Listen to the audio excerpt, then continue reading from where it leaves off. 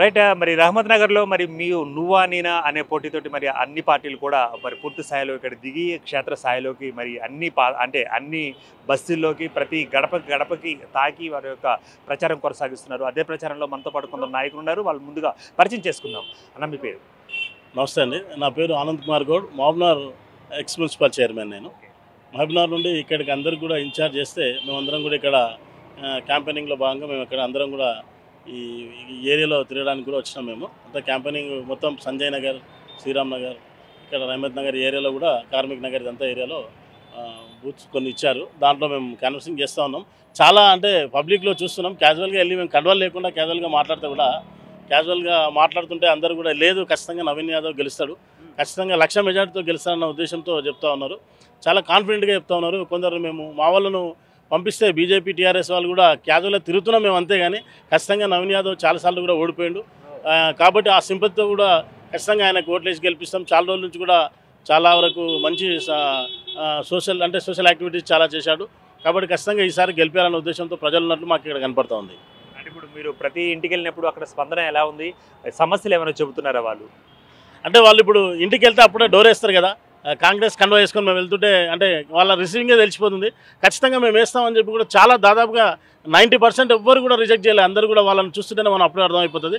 ఆ entry అవుతుంటేనే gate వేసుకుంటారు వాళ్ళు. వచ్చి వాళ్ళందరూ కూడా మాట్లాడి వాళ్ళందరూ కూడా ఖచ్చితంగా కాంగ్రెస్ పార్టీకి ఓటేసి ఖచ్చితంగా గెలిపిస్తామని కూడా చెప్తా ఉన్నారు. ముఖ్యంగా మేము మహబూబ్నగర్ నుండి వచ్చినట్టు మీ రేవంత్ రెడ్డి సార్ నియోజకవర్గం కదా అంటున్నారు.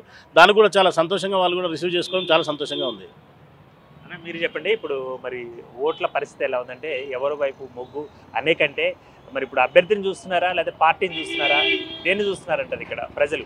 ఇప్పుడు విశేషం ఏమంటే ఇప్పుడు మనం కాంగ్రెస్ ప్రభుత్వం 6 గ్యారెంటీలు అమలు చేసినామండి. Free bus, current, gas cylinder, ఈ పథకాలు అరేంజ్ చేసినందుకు ఇంటింటికి పోతే స్పందన ఎట్లా బాగా వస్తుందంటే వాస్తవంగా చెప్తున్నట్టే వాళ్ళు కూడా మనకు 10 సంవత్సరాలు పాలించిండ్రు.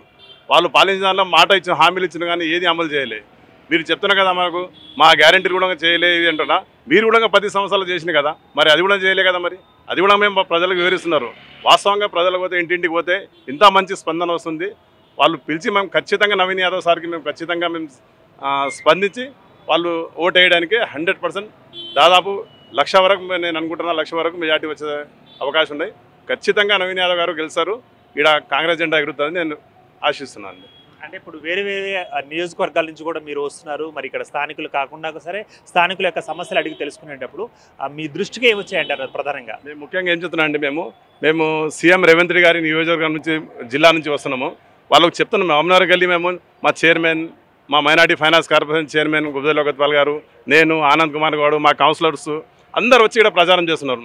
అదే చెప్తున్నాం, అంత 100 కిలోమీటర్ల దూరంకి వెళ్ళి వచ్చి ప్రచారం చేస్తున్నాము.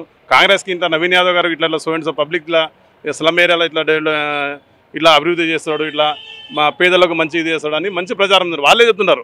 మేము ఇంటికి పోయేమో నవీన్ గారు మేము మంచి పరిచయం అండి, సార్ మంచి రెస్పాన్స్ చేస్తారు, మంచి మాకు హెల్ప్ చేస్తాడు అని మీరు చెప్పే అవసరం లేదు. మేమే ఖచ్చితంగా ఈసారి నవీన్ యాదవ్ గారికి బంపర్ మెజారిటీతో గెలిపిస్తామని వాళ్ళే ప్రజల స్పందనతో చెప్తున్నా అండి. అంటే ఇక్కడ మరి 10 ఏళ్ల పాటు ఎమ్మెల్యేగా చేసిన మరి మాగంటి గారి ఒక పేరు ఎందుకు రావడం లేదు, నవీన్ గారి పేరే ఎందుకు వినిపిస్తుంది అంటారు? మీరేమనుకుంటున్నారు దీని మీద? వాస్తవంగా ఏమైందండి, ఇప్పుడు 10 ఏళ్ళ చేసినాయి కదా అండి, వాళ్ళు 10 ఏళ్ళ చేస్తే అభివృద్ధి మీద తిరుగుతున్నాయి. ఇప్పుడు మొత్తం ఎక్కడ చూసినా స్లమ్మే అండి, మొత్తం స్లమ్మే, లీకేజీ, డ్రైనేజ్, మొత్తం లీకేజ్ అనే డ్రైన్లో రోడ్ల మీద వస్తున్నాం. అందరూ అంటున్నారు వాస్తవంగా ఏం అభివృద్ధి చేయలేండి 10 ఏళ్ల కాలం ప్రభుత్వం. మేము డోర్ టు డోర్ తిరిగినప్పుడు అదే ప్రజలు అదే స్పందన చెప్తున్నారు మాకు. వాస్తవంగా చెప్తున్నా అంటే ఇప్పుడు చిన్న సమస్యలు ఉంటాయి. వాస్తవంగా ఇప్పుడు చెప్పినాం, ఇప్పుడు నవీన్ యాదవ్ గారికి గెలిపియండి మీరు, ప్రభుత్వం మాది, రేవంత్ రెడ్డి గారి ప్రభుత్వం, మొహమ్మద్ అజరుద్దీన్ గారికి మొన్ననే క్యాబినెట్ ఇచ్చిండ్రు మనకి. ఇప్పుడు మన ఏరియా ఉన్న ఈయన ఇదే నియోజకవర్గం లాస్ట్ టైం నిలబడిండ్రు. ఇప్పుడు మనకు వేస్తే మనకు ఏమైందంటే ఖచ్చితంగా మనకు ఇప్పుడు ఈ జూబ్లీ నియోజకవర్గం డెవలప్మెంట్ చేయాలని ఆదేశం ఉంది, అవకాశం అని ప్రజలకు వివరిస్తున్నామండి.